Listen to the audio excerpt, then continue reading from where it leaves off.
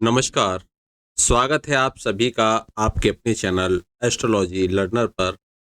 और ज्योतिष सीखे की श्रृंखला में आज हम बेहद महत्वपूर्ण विषय आपके बीच में लेकर आए हैं।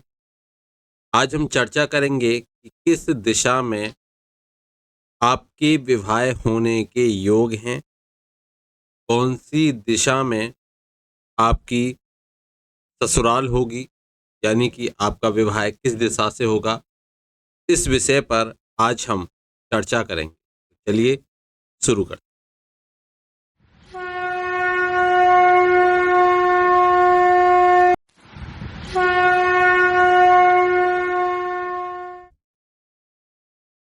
जब किसी युवक अथवा युवती की विवाह की आयु आती है तो उनके माता पिता को उनके विवाह की बहुत चिंता होती है। विशेषकर जो युवतियां हैं, उनके माता पिता प्रयास करते हैं कि कोई अच्छा सुयोग्य वर ढूंढा जाए। प्रयास किस दिशा में किया जाए ताकि वह सार्थक हो सके। यदि यह हम जान जाएं तो हमारे लिए बहुत आसानी हो जाएगी। तो किस दिशा में किसी जातक अथवा जातिका की ससुराल होगी, उसका विवाह होगा, उसकी चर्चा आज हम करेंगे। यहाँ पर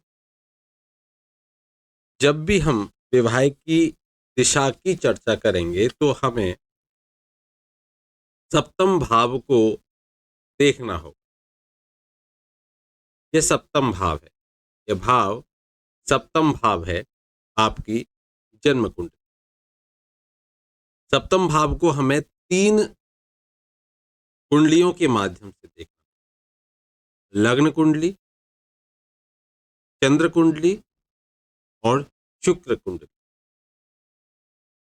तो यहाँ पर चंद्र कुंडली से सप्तम भाव के कौन अधिपति होते हैं, कहने का अर्थ है कौन उसके मालिक होते हैं, कौन स्वामी होते हैं। लग्न कुंडली से भी देखेंगे और चंद्र कुंडली से भी देखेंगे कि सप्तम भाव के कौन स्वामी होते हैं, कौन सप्तमेश होते हैं।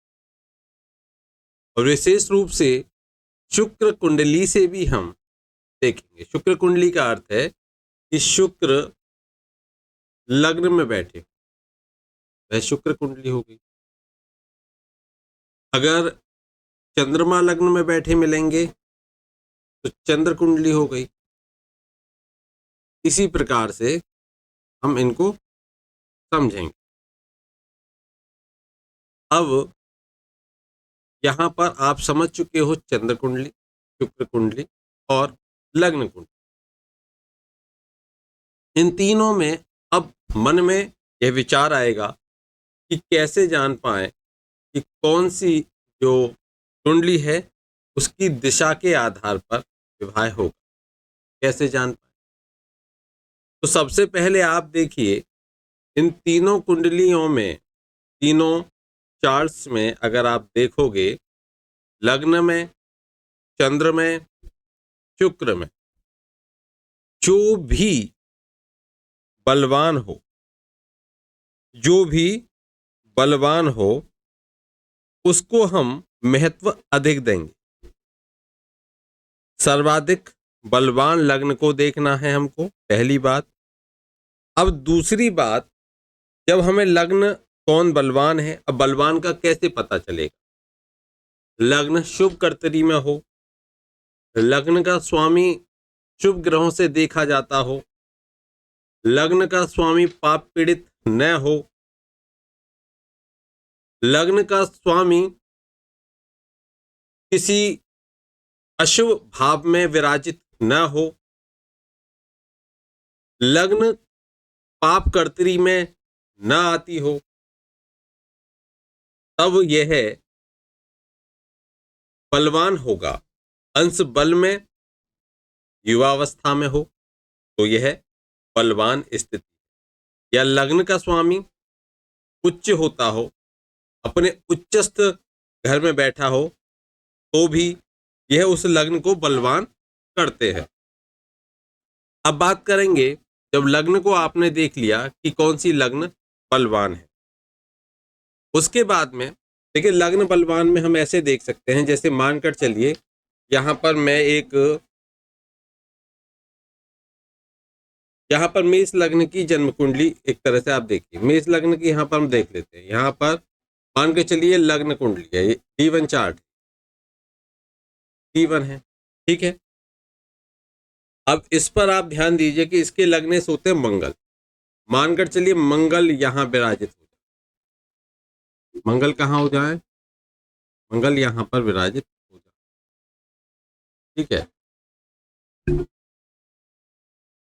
मंगल यहाँ विराजित हो जाए, तो इसका अर्थ है कि यह उच्च के मंगल हो गए और यहां पर बैठकर ये मंगल अपने भाव को भी देखते हैं, क्योंकि यह लग्नेश हैं, अपने भाव को देखते हैं तो अपने लग्न को सुरक्षित करते हैं। ऊपर से यहां कोई शुभ ग्रह अगर इनको देखे या यहां पर शुभ ग्रह बैठ जाए, अगर शुभ ग्रह देखे या शुभ ग्रह बैठ जाए तो यहां पर यह स्पष्ट होगा कि लग्न बलवान। दूसरी कंडीशन हम देखते हैं, मानकर चलिए चंद्र लग्न हमने देखी, चंद्र लग्न के लिए चंद्रमा का विराजित होना। अब चंद्रमा यहां पर अगर विराजित है तो ये चंद्र लग्न हो गई।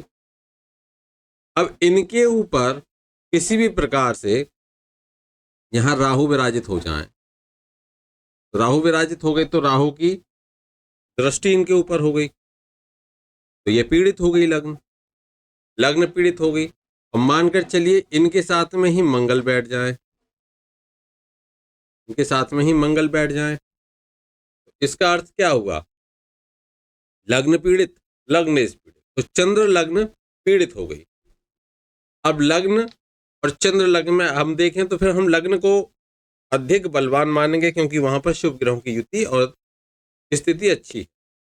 फिर तीसरी स्थिति आती है शुक्र से, यहां पर शुक्र बैठे हों और यहां पर शुक्र बैठे हैं तो शुक्र लग्न हो गई। अब यहां पर इस लग्न में कोई भी शुभ ग्रह आसपास में बैठ जाए, मानकर चलिए यहां पर बैठ जाए बुध बैठ जाए, यहां बैठ जाए, इस भाव में गुरु बैठ जाए, तो शुभ ग्रहों के मध्य में है तो यह लग्न बलवान हो गई। ऊपर से यहाँ जो शुक्र हैं वो बैठे हुए हैं और इसका जो लग्नेश है वह भी शुभ ग्रहों से या अपने यहीं पर अपने उच्च स्थान पर बैठे हों, तो यह लग्न से भी अधिक शुक्र लग्न बलवान यहाँ पर हमें दिख जाती है। स्पष्ट है, लग्न बलवान कैसे देखें ये भी अब हम समझ चुके हैं। अब आपको जो भी लग्न मिले, जो भी लग्न मिले उससे सप्तम भाव को आपको देखना, जो भी लग्न हो, चंद्र लग्न से देखो, शुक्र लग्न से देखो, लग्न से देखो, जो भी बलवान है ऐसे तीनों का देखिए, उसमें आप सप्तम भाव को देखिए, सप्तम भाव को देखिए, जो भी सप्तम भाव में राशि पड़े उस राशि का स्वामी हो जाएगा सप्तमेश। अगर यहाँ पर 7 लिखा है तो इसका अर्थ है कि शुक्र इसके सप्तमेश होते हैं। 8 लिखा हो तो हम ये कह सकते हैं कि मंगल इसके सप्तमेश हो जाते हैं। 9 लिखा हो तो हम ये कह सकते हैं कि इसके गुरु लग्नेश हो जाते हैं और सप्तमेश हो जाते हैं। 10 लिखा हो तो कह सकते हैं शनि इसके सप्तमेश हो जाते हैं। 11 लिखा हो तो कह सकते हैं शनि इसके सप्तमेश हो जाते हैं और 12 लिखा हो तो कह सकते हैं कि गुरु इसके सप्तमेश हो जाते हैं। इसी प्रकार से हम देखें यहाँ पर कि अगर यहाँ पर क्या लिखा हो, अगर यहाँ पर 6 लिखा हो तो उसका अर्थ क्या हो गया, जैसे 1 लिखा होगा तो उसका अर्थ है कि यहाँ पर मंगल इसके सप्तमेश होंगे। 2 लिखा होगा तो शुक्र सप्तमेश होंगे। 3 लिखा होगा तो इसके सप्तमेश कौन होंगे, बुध होंगे। 4 लिखा होगा तो इसके सप्तमेश चंद्रमा होंगे और 5 लिखा होगा तो सप्तमेश सूर्य होंगे। और 6 लिखा होगा तो सप्तमेश खुद हो जाते हैं। हमने इसको समझ लिया। अब बारी बारी से हम ये समझेंगे कि सप्तमेश कौन हो गए। 3 कुंडलियां देखिए, 3 कुंडलियों के सप्तमेश भी देखेंगे, जो बलवान है उसको विशेष रूप से देखेंगे। अब हम देखेंगे सप्तम भाव में कोई ग्रह बैठा हुआ तो नहीं है। यदि कोई ग्रह सप्तम भाव में बैठा हो, तीनों कुंडलियों में देखेंगे, तीनों चार्ट में चंद्र कुंडली, शुक्र कुंडली और सूर्य और लग्न कुंडली, इन तीनों में देखेंगे। तीनों में फिर सप्तम भाव को देखेंगे, जिन जो बलवान है तीनों में, तीनों लग्नों में जो बलवान है, फिर उससे हम सप्तम भाव को देखेंगे, सप्तम भाव में कौन सी राशि आती है। सप्तम भाव में जो भी राशि आती है, यह दूसरा पॉइंट हो गया, यह हमने देख लिया। तीसरा पॉइंट हमारा कि सप्तम भाव में कौन सा ग्रह बैठा हुआ है, ये आपको ध्यान में रखना है। सबसे पहले हम बात करेंगे कि सप्तम भाव में जो भी राशि आती है, उस राशि के अनुसार हम पहले दिशा तय करें। ध्यान से सुनिए। यदि किसी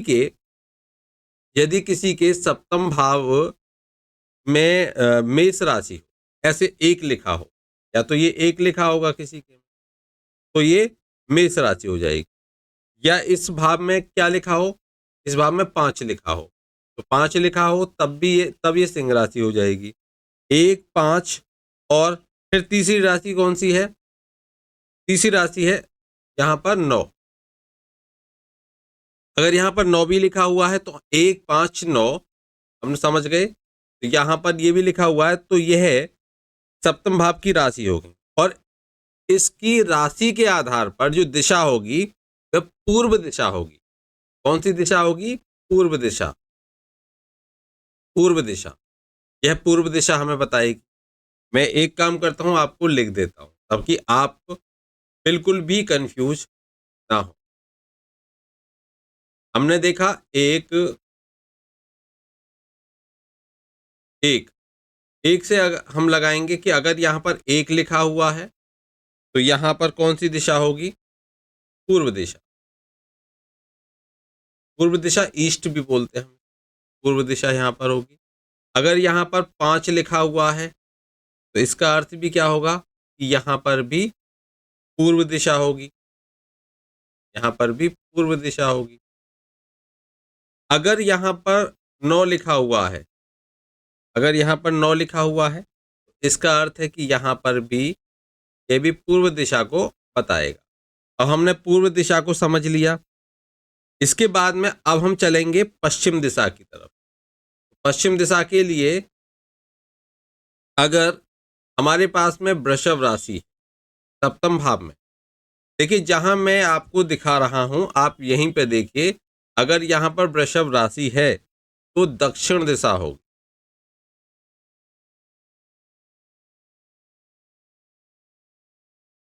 दक्षिण दिशा मीन्स साउथ। दक्षिण दिशा होगी, साउथ हो गया। ठीक है, साउथ होगी। अगर यहां पर 6 लिखा आपको मिले तो 6 का अर्थ है कि यहां पर कौन सी होगी? ये कन्या राशि है, सप्तम भाव में 6 लिखा हुआ है तो कन्या राशि है। यहां पर भी मैं दे लिख देता हूं दक्षिण के लिए, यहां पर भी दक्षिण दिशा हो,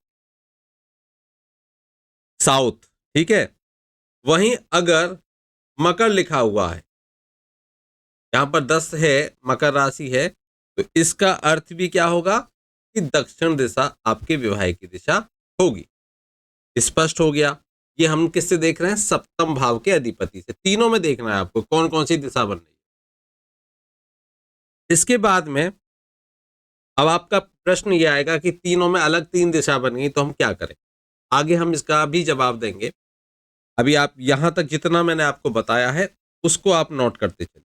अब बात करेंगे हम कि यदि 3 लिखा हो सप्तम भाव, 3 लिखा होने का अर्थ है कि ये मिथुन राशि है, तो यहां पर पश्चिम दिशा होगी। पश्चिम को मैं पे लिख देता हूं और इंग्लिश में हम इसको वेस्ट, पश्चिम दिशा होगी। अगर यहां पर 7 नंबर लिखा हुआ है, 7 नंबर हमें यहां 7 नंबर लिखा हुआ, 7 नंबर लिखा हुआ है अगर आपकी जन्म पत्रिका में, तो आप यहां पर कौन सी दिशा बताओगे? तो यहां पर पश्चिम दिशा, यहां पर भी पश्चिम दिशा होगी। और अगर यहां पर लिखा हुआ है 11, अगर लिखा हुआ क्या है 11 लिखा हुआ है,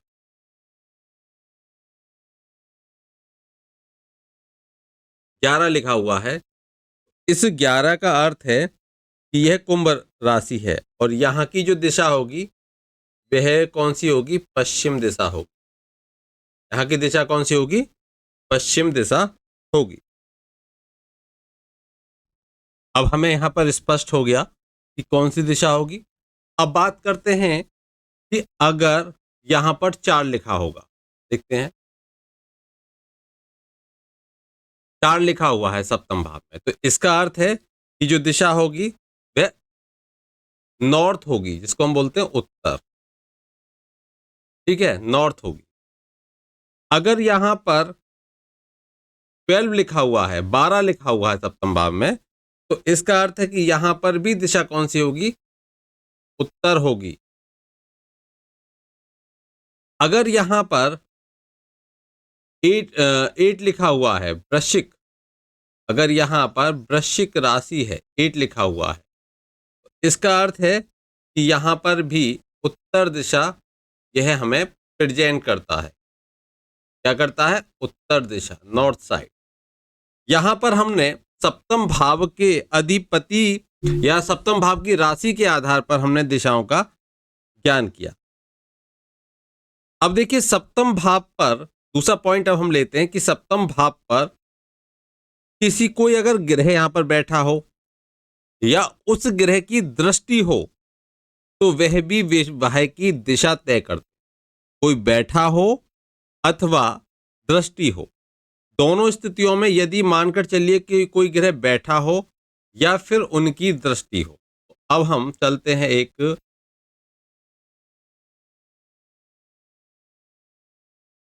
यहां पर, ठीक है, खाली चार्ट ले लेते हैं। अगर सप्तम भाव में सूर्य बैठा हो या सूर्य सप्तम भाव को देखता हो तो यह हमें पूर्व दिशा देगा और आग्नेय कोण देगा। हमें यह पूर्व दिशा और आग्नेय कोण देगा। आग्नेय कोण जैसे कि मैं यहां पर लिख देता हूं ईस्ट और ईस्ट साउथ, या आग्नेय कोण हो गया। सूर्य अगर होगा तो यह हमें देगा। शुक्र होगा, शनि होगा तो हमें पश्चिम दिशा देगा। सूर्य हमें विशेष रूप से पूर्व दिशा देता, ठीक है। अब मानकर चलिए शुक्र हो, अगर यहां पर शुक्र बैठा हो सप्तम भाव में तो वह हमें ईस्ट साउथ की दिशा देगा। ईस्ट साउथ, पूर्व दक्षिण, जिसको हम आग्नेय कोण बोलते हैं। अगर यहां पर शुक्र बैठा है या इस भाव को शुक्र देखता है। इसके बाद में अगर चंद्रमा यहां पर सप्तम भाव में बैठे होंगे या देखते होंगे सप्तम भाव को तो यह नॉर्थ वेस्ट साइड, उत्तर पश्चिम दिशा, जिसको हम वायव्य कोण बोलते हैं, वह दिशा, उस दिशा से विवाह कराने का योग बनाता है। वहीं यदि इस दिशा में यहां पर यदि शनि हो, सप्तम भाव में यदि शनि हो तो हमें पश्चिम दिशा में प्रयास करना चाहिए, क्योंकि ये पश्चिम दिशा से विवाह कराते। चंद्रमा देख लिया, सूर्य देख लिया, शुक्र देख लिया। अब बात करते हैं मंगल। सप्तम भाव में यदि किसी के मंगल विराजित है, तीनों हमको तीनों चार्ट्स में देखना है ये, अगर मंगल विराजित हैं तो ये हमें साउथ से विवाह के योग बनाते हैं। साउथ साइड होगी विवाह की आपकी दिशा। और अगर राहु अथवा केतु का प्रभाव हो सप्तम भाव पर, राहु केतु का प्रभाव हो अगर सप्तम भाव, तो ये हमें साउथ वेस्ट की साइड बताते हैं कि दक्षिण पश्चिम, जिसको हम बोलते हैं नृत्य कोण से विवाह के योग बनते हैं।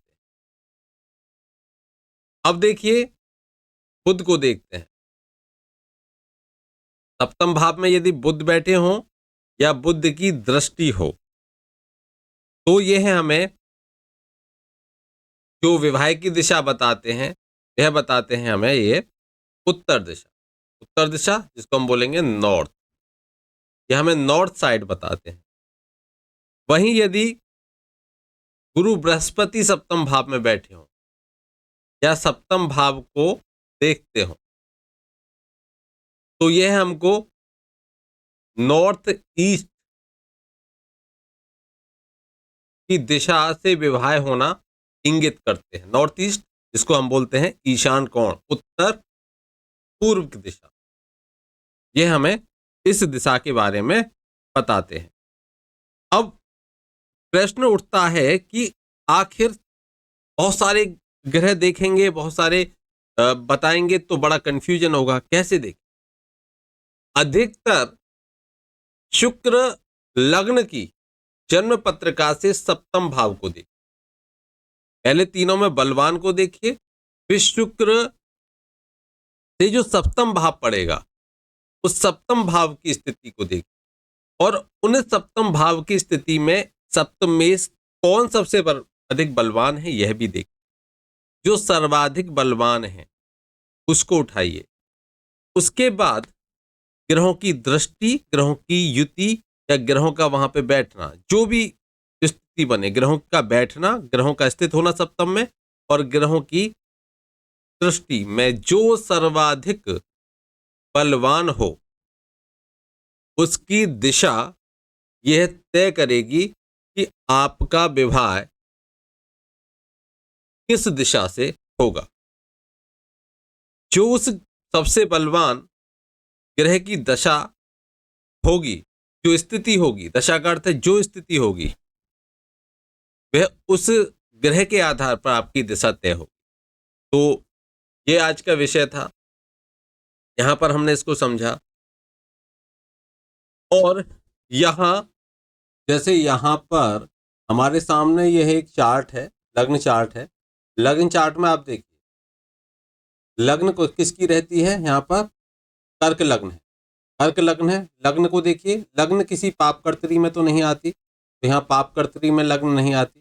लेकिन अगर आप देखोगे तो यहाँ पर जो पंचम भाव में आप देखोगे कि केतु हैं और मंगल के घर में इनकी क्या दृष्टि जाती है, 1 2 3 4 5 6 7 8 9, तो इनकी नवम दृष्टि इस पर जाती है, लग्न पर जाती है। तो ये लग्न को कहीं ना कहीं पीड़ित करते हैं। लेकिन आप देखो यहाँ पर शुक्र की भी दृष्टि लग्न पर जाती है, तो यहाँ यह इसको पॉजिटिव करते हैं, ठीक है। लेकिन क्या और किसी पापी ग्रह की दृष्टि जाती है लग्न पर? तो शनि को देखिए आप, सप्तम भाव के अधिपति हैं शनि। यहाँ पर 1 2 3 4 5 6 7 8 9 10, तो यहाँ पर शनि की दृष्टि भी इस भाव पर जाती है। तो कुल मिलाकर दो ग्रहों का यहाँ पर लग्न को देखते हैं, जबकि एक शुभ ग्रह यहाँ पर लग्न को देखते हैं। तो यहाँ पर और ऊपर से अब लग्नेश की स्थिति देखिए, तो लग्नेश चंद्रमा है, बैठे तो किसके साथ में है, गुरु के साथ में, लेकिन इनके ऊपर भी शनि की तीसरी दृष्टि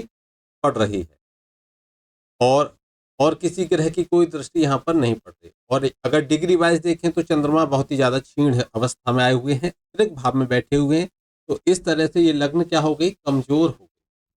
अब हम देखेंगे कि अगर चंद्र लग्न से भी देखते हैं स्थिति क्या। चंद्र लग्न से गुरु के साथ में चंद्रमा बैठे हुए हैं, और सप्तम भाव के यहाँ पर अगर अधिपति देखें तो बुध होते हैं।